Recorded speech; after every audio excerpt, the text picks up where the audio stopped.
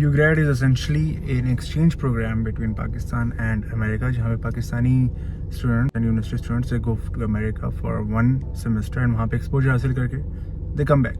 This is a video about how to not get selected for UGRAD. Okay, and me myself I've given an interview. मैं एक दफ़ा interview process तक जा चुका हूँ. I know very well कि अच्छा how to not get selected for UGRAD. अच्छा, आगे चलने से पहले मैं बताता चलूँ कि ये जो पूरा प्रोग्राम है UGRAD का, it is fully funded by USA.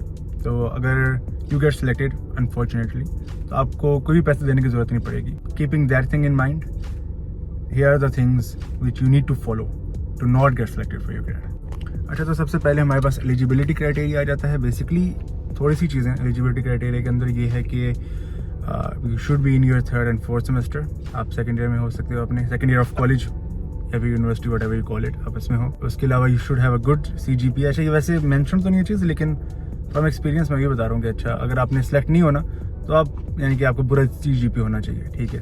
उसके अलावा अगर आपने सेलेक्ट नहीं होना तो मेक श्योर कि आप कोई भी को करिकुलर एक्टिविटी के अंदर ना जाओ. सिंपली ना जाओ, आपके चांसेस उतने कम होंगे. इफ़ यू गो इनटू को करिकुलर एक्टिविटीज़, अगर आप बहुत ज़्यादा अनएकेडमिक काम करते हो यूनिवर्सिटी के अंदर, unacademic is not the right term, लेकिन एनीथिंग अपार्ट फ्रॉम एकेडमिक्स, अगर आप उन चीज़ों के अंदर ज़्यादा इन हो, सोसाइटीज़ के अंदर ज़्यादा इन हो, तो फिर आपका ज़्यादा चांस बनेगा, जो कि हम लोग नहीं चाहते, राइट. उसके अलावा जो अगली थिंग है which is the easiest thing to do to not get selected for UGRAD is to blow up your SOP. SOP is basically your personal statement और द स्टेटमेंट ऑफ पर्पस, जिसके अंदर आप बताते हो कि आप क्यों ज्वाइन करना चाह रहे हो. तो अगर आपने सेलेक्ट नहीं होना UGRAD के लिए, तो अभी आप सिंपल जो आपने ये रेगुलर बातें करनी होती हैं, आप जो सिंपल इंट्रोड्यूस करवाते हो अपने आप को, अब वो वाली चीज़ें बोलो.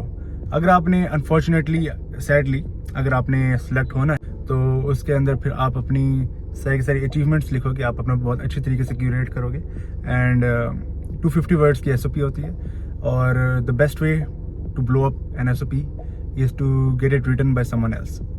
जो आपके अलावा कोई भी बंदा लिखेगा ना SOP, वो चीज़ ऑटोमेटिकली उनको पता चल जाता है कि अच्छा इस बंदे ने ये चीज़ नहीं लिखी हुई. इंटरव्यू का प्रोसेस होता है इसके बाद, एंड अगर आप वहाँ तक चले जाते हो तो उनको पता चल जाता है कि अच्छा इस बंदे ने कोई चीज़ नहीं लिखी, क्योंकि ये जो बातें कर रहा है और जिस लिहाज से बातें कर रहा है वो बहुत आसान हो जाता है आपके लिए. A1 काम हो जाता है, जिसकी वजह से आप सेलेक्ट नहीं होते. जो लोग सेलेक्ट हो जाते होते हैं ना, वो SOP बहुत अच्छी बनाते होते हैं अपनी. वो लोग अपनी SOP के अंदर अपने क्रेडेंशियल्स लिखते हैं. वो अपनी SOP के अंदर बताते हैं कि वो कैसे यूनिक हैं. यानी कि फॉर एग्जांपल अगर कोई बंदा माइनॉरिटीज़ है तो माइनॉरिटीज़ का वैसे बहुत ज़्यादा चांस होता है सेलेक्ट होने का. मेरी एक दोस्त जो है वो सिलेक्ट हो गई थी UGRAD के लिए, एंड उसने अपनी SOP के अंदर यही चीज़ें लिखी थी कि अच्छा she is from minority. And उसने बेसिकली अपने आप को एक तरह से एडवर्टाइज़ किया था कि ओके आई एम यूनिक, मैं एक अंडर प्रिविलेज्ड एरिया से आके मेरा 3.99 CGPA है, ये मेरी सोशल लाइफ है, and this is my personality.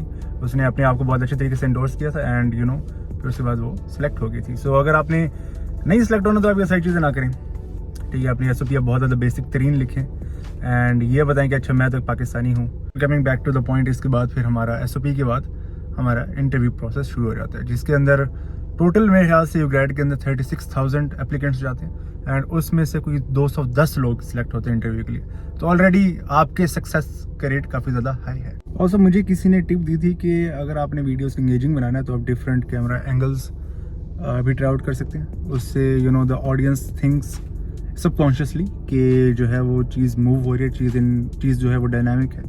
तो जो छोटा टेंशन स्पैन हो गया ना सोशल मीडिया यूज़ कर करके, तो ये चीज़ छोटी सी जो ट्रिक है ये उसको बहुत अच्छे तरीके से काउंटरैक्ट कर सकती है. So I am gonna do that again. Okay जी, फिर इंटरव्यू प्रोसेस हमारे पास शुरू हो जाता है. एंड इंटरव्यू में जाके the easiest way to not get selected for UGRAD is do what I did. मैंने भाई जाके इंटरव्यू के अंदर चीज़ों को इतना ओवर कॉम्प्लिकेट किया, इतनी सिंपल सी SOP लिख के इतना ओवर कॉम्प्लिकेट किया कि उन्होंने कहा भाई तू रहने दे. और आपने एक और भी काम भी कर सकते हो. आप ये काम कर सकते हो कि जो आपने SOP लिखी है, जो आपने अपनी स्टेटमेंट ऑफ पर्पस लिखी है, वो डिफरेंट हो from what you are saying in the interview. तो अगर आप इंटरव्यू के अंदर, जैसे मैंने बोला था, उन्होंने मुझसे पूछा था कि अच्छा आप क्या चीज़ स्टडी करने जा रहे हैं USA के अंदर, तो मैंने अपनी SOP के अंदर लिखा तो था कि भाई मैं लिटरेचर और लिंग्विस्टिक्स स्टडी करने जा रहा हूँ. लेकिन इंटरव्यू में जाके उन्होंने पता नहीं कैसे बातों में घुमाया और मैंने कह दिया कि यार मैं तो जो हूँ टेक्नोलॉजी सीखने जा रहा हूँ. मैंने बोला कि मैं तो टेक रिलेटेड चीज़ों में बहुत ज़्यादा इंटरेस्टेड हूँ, तो मैं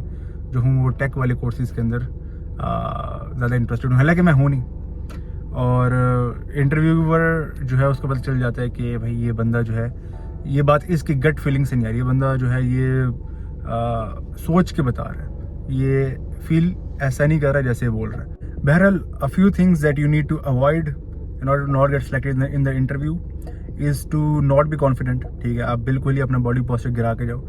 दूसरा is to be very very hysterical. आप वहाँ पे जाके बिल्कुल भी काम ना रहो, कंपोज ना रहो, एंड वो चीज़ बहुत ज़्यादा आपको हेल्प करेगी फेल करने में। तीसरा point to fail in the interview is to deter from your SOP। आपने जो SOP के अंदर लिखा है आप वो चीज़ बोले ही ना, बात खत्म, निकल गया आप वहाँ से। These are the steps simplified कि अगर तो आपने सेलेक्ट नहीं होना तो आपका जो है ग्रेड्स वो बहुत बुरे होने चाहिए, सॉरी द रॉन्ग साइन, हाँ बुरे होने चाहिए। दूसरा, आप बिल्कुल ही अपने शेल में रहो यूनिवर्सिटी में, आपके पास कोई भी प्रैक्टिकल लाइफ का एक्सपीरियंस ना हो, फिर आपके पास कोई भी सोशल एक्सपीरियंस ना हो। क्योंकि जो ग्रेड वाले होते हैं ना, they are actually looking for someone जो कि वहाँ पे जाए, अपने कल्चर को जाके सेल करे, वहाँ पे उनका कल्चर सीख के आए और उनका कल्चर आके यहाँ पे बताए कि अच्छा अमेरिका में ऐसे लोग होते हैं, वैसे लोग होते हैं। So they are actually looking for someone जो कि वहाँ पे जाके सोशलाइज करे। तीसरा है कि देखो आपके बिल्कुल के एम्बिशंस नहीं होने चाहिए, क्योंकि जो ग्रेड वाले हैं ना, उनको असल में एक और ऐसे ही बंदा चाहिए होता है जो कि वहाँ से पढ़े और यहाँ पे वापस आए, एंड देन चूंकि यू ग्रेड का उसके ऊपर बहुत ज़्यादा इन्फ्लुएंस होगा तो वापस जाए अमेरिका। अ पर्सन जो कि बाद में जाके लीडरशिप रोल के अंदर आ सके, क्योंकि जब बंदा कोई बहुत बड़ा इन्फ्लुएंसर बन जाएगा आफ्टर यू ग्रेड, तो लोग जब उसकी हिस्ट्री निकाल के देखेंगे तो उनको पता चलेगा कि अच्छा ये बंदा तो यू ग्रेड के प्रोग्राम के ऊपर अमेरिका जा चुका है, तो इससे अमेरिका की जो है वो इमेज बेहतर होगी। तो आपने बिल्कुल भी काम नहीं करना, ठीक है, आपने बिल्कुल भी एम्बिशियस नहीं होना। चौथी बात ये है कि अपने आप को बताओ कि भाई मेरे बारे में तो कुछ खास है ही नहीं, मैं तो एज ए नॉर्मल पर्सन ही जी रहा हूँ, मुझे नहीं पता अपनी डिग्री क्यों कर रहा हूँ। अपने आप को बताओ कि भाई मेरे बारे में तो कुछ खास है ही नहीं, मैं तो एज ए नॉर्मल पर्सन ही जी रहा हूँ, मुझे नहीं पता अपनी डिग्री क्यों कर रहा हूँ। मेरे पास अपनी कोई फ्यूचर की इमेज नहीं है, मुझे नहीं पता मैं कौन हूँ, मेरे पास कोई पर्सनैलिटी नहीं है, मेरे अंदर कोई यूनिक स्किल्स नहीं है जो कि मुझे बाकियों से सेट अपार्ट करते हैं। बाकी उसके अलावा अगर मैं आपको इंटरव्यू प्रोसेस का बताऊँ तो वहाँ पर जब आप इंटरव्यू देने जाते हो तो there is a USA native खातून जहाँ पे बैठी होती है जो कि इंटरव्यू लेती हैं, साथ देयर इज़ अ पाकिस्तानी, वो उनको अकम्पनी करती हैं जो लेडी है हमारे पास, और साथ एक साइकोलॉजिस्ट बैठा होता है। ही ओनली ऑब्जर्व्स यू, उसका कोई लेना देना नहीं होता कि आप क्या बात कर रहे हैं क्या नहीं कर रहे, उसका बस ये लेना देना होता है कि वो आपके नॉन वर्बल से जज करे कि आप सच बोल रहे हैं कि नहीं सच बोल रहे, या फिर आप कहाँ पे चीज़ें जो हैं वो फैब्रिकेट करे, कहाँ पे आप अपने से बातें बना रहे हैं, क्या चीज़ सच है क्या चीज़ झूठ है। वो फिर वो चीज़ों को नोट करता है और फिर उन सारी डाटा को मिला के वो लोग एक कंक्लूजन बनाते हैं जिसका वो आपको नतीजा बताते हैं, एंड वो सारी चीज़ें। Last but not the least, what you can do to fail in UGrad is to get selected first, and then not get a visa, simple as that। आप ऐलान कर दो कि भाई ये मेरा UGrad के अंदर एडमिशन हो गया है और आई एम सो सैड कि मेरा UGrad के अंदर एडमिशन हुआ है, एंड फिर आपका जो है वो वीज़ा ना लगे तो आपकी सैडनेस से कोई तुक नहीं बनती। तो वो सारी चीज़ें मिला लो और you get a picture of how to not get selected for UGrad। अगर आप में से कोई बंदा सेलेक्ट होना चाहता है तो आई वुड सजेस्ट कि अभी से अपने पासपोर्ट वगैरह तो कुछ ना कुछ बना लें आप लोग, क्योंकि बाद में जाके जब वो चीज़ आपके साथ आती है, जब आपको वो चीज़ जाके कंफर्म होती है तो फिर तब बहुत कम टाइम होता है, there is a lot of documents that you need to compile, and time बहुत ज़्यादा कम होता है। So that was the video guys, it was on a slightly different topic. और अब मैंने काफ़ी सोच विचार के बाद ये सोचा है कि I would not deter a lot from what's the main objective of this channel, तो मैं ज़्यादातर लिटरेचर के ऊपर फोकस करूँगा, and this thing was kind of close to academics, तो मैंने सोचा कि इसको भी कवर कर लेते हैं। UGrad का जो प्रोग्राम है गाइज वो हर साल होता है, it starts from I think August and it ends in September. तो अभी भी इसकी जो 2024 का इनका प्रोग्राम है वो अभी भी चल रहा है, एंड उसकी विंडो भी ओपन है एडमिशन की, तो आप जाके उसको अप्लाई कर सकते हैं। पहले उन्होंने अपनी पॉलिसी कुछ और रखी हुई थी, अब इन्होंने चेंज कर दिया। पहले जो है second and third both years वाले स्टूडेंट्स अप्लाई कर सकते थे, लेकिन इस दफ़ा इन्होंने कहा कि सिर्फ सेकंड वालों को हम करेंगे, और या इन्होंने छोटी मज़ीद जो है, तो इन्होंने इस तरीके से विंडो जो है सक्सेस की वो मज़ीद छोटी कर दी है, so it is easier for you to fail. And yeah, see you guys in the next video. If you like this video, then here is another video that the YouTube algorithm think that you would like.